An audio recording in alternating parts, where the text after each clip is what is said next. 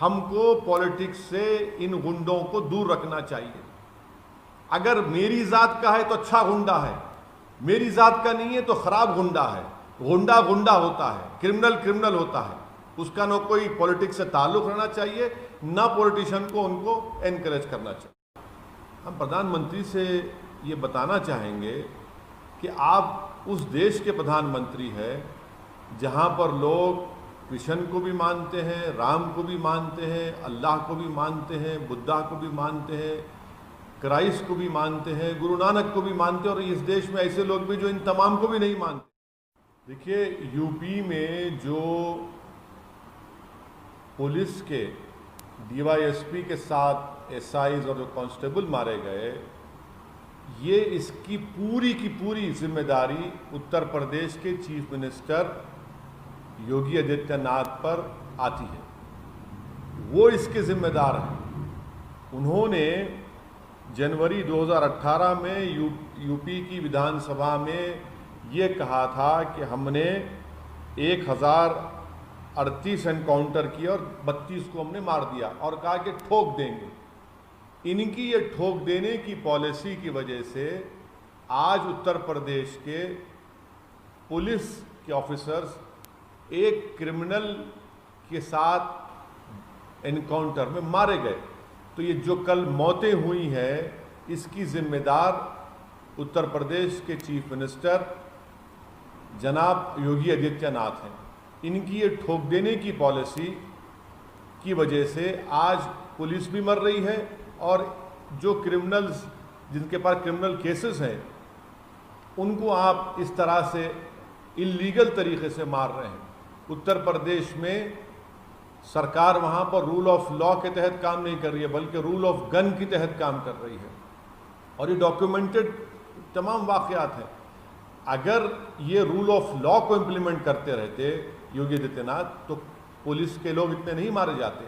और वो जो क्रिमिनल है जिसका नाम विकास दुबे है, जिसके ऊपर 60 केसेस हैं, आपकी सरकार क्या कर रही थी? कैसे उसको बेल मिली? वो कैसे बाहर फिर रहा था? मैं आज उत्तर प्रदेश के चीफ मिनिस्टर से ये कह रहा हूँ कि आपके लिए पर्सनल चैलेंज है कि आप विकास दुबे को अरेस्ट करेंगे, उसको गोली मारकर उसको ख़त्म नहीं करेंगे। आप उसको आप अरेस्ट करेंगे, स्पेशल कोर्ट बनाकर उस पर एक केस चलाएंगे और कोर्ट के ज़रिए उसको सख्त से सज़ा दिलवाएंगे। ये जमहूरियत की, डेमोक्रेसी की और रूल ऑफ लॉ की कामयाबी होगी। अगर कल उत्तर प्रदेश की पुलिस और योगी आदित्यनाथ की सरकार ये विकास दुबे को पकड़कर उसको अगर ठोक देंगे और उसको ख़त्म कर देंगे, तो याद रखिए वो जो क्रिमिनल ने जो हमारे पुलिस वालों को मारा, और आपकी अगर सरकार ऐसा करती है तो फिर क्या फ़र्क बाकी रहेगा? हम तो रूल ऑफ लॉ के तहत, संविधान के तहत हुकूमत को चलाएंगे। ये क्रिमिनल में और सरकार में फ़र्क होना चाहिए। उत्तर प्रदेश की सरकार को अपनी पॉलिसी को बदलना चाहिए। ये ठोकने की पॉलिसी नहीं, काम में आने वाली नहीं है। ये ठोकने की पॉलिसी की वजह से तो पुलिस वाले मारे गए। रूल ऑफ लॉ पे चलाइए। और वो जो विकास दुबे है, ये तो आप ही का तैयार करदा है ना। इस फ्रैंकेनस्टाइन को, इस शैतान को तो आप ही लोगों ने साथ ठहर कर बड़े बड़े फोटो लिए, बड़े बड़े तस्वीर लिए। अच्छा, उसके कॉल रिकॉर्ड्स कम से कम जनता की अदालत में रख दी थी। उसने कितने लीडर्स को कॉल किया। तीसरी बात, अहम बात यह कि हमको पॉलिटिक्स से इन गुंडों को दूर रखना चाहिए। अगर मेरी जात का है तो अच्छा गुंडा है, मेरी जात का नहीं है तो खराब गुंडा है।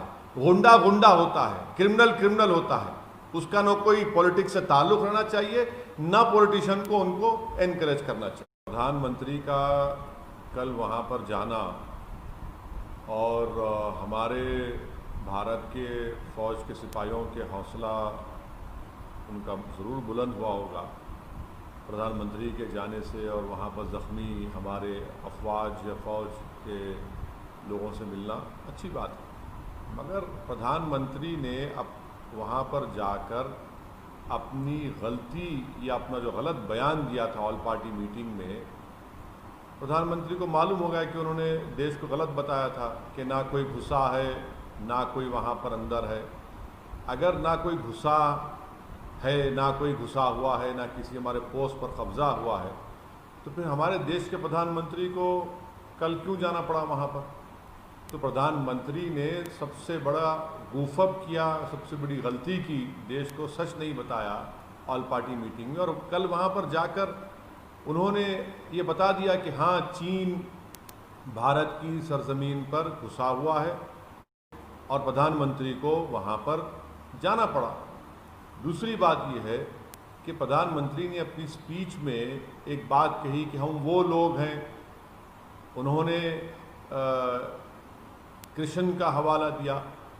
हम प्रधानमंत्री से ये बताना चाहेंगे कि आप उस देश के प्रधानमंत्री हैं जहाँ पर लोग कृष्ण को भी मानते हैं, राम को भी मानते हैं, अल्लाह को भी मानते हैं, बुद्धा को भी मानते हैं, क्राइस्ट को भी मानते हैं, गुरु नानक को भी मानते हैं, और इस देश में ऐसे लोग भी जो इन तमाम को भी नहीं मानते।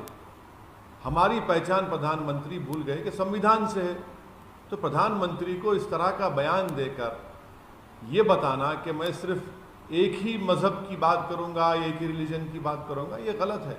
और ख़ास तौर से ऐसे मुकाम पर जाकर प्रधानमंत्री को कम से कम इस बात का लिहाज रखना चाहिए था, क्योंकि ये जो भारत की खूबसूरती है ये ना चीन में है, ना किसी दुनिया के किसी देश में है, और ये सब चीज़ सबको जलती है कि भारत में इस तरह की खूबसूरती है। तो मुझे प्रधानमंत्री के अपने भाषण के उस जुमले पर मुझे सख्त एतराज़ है।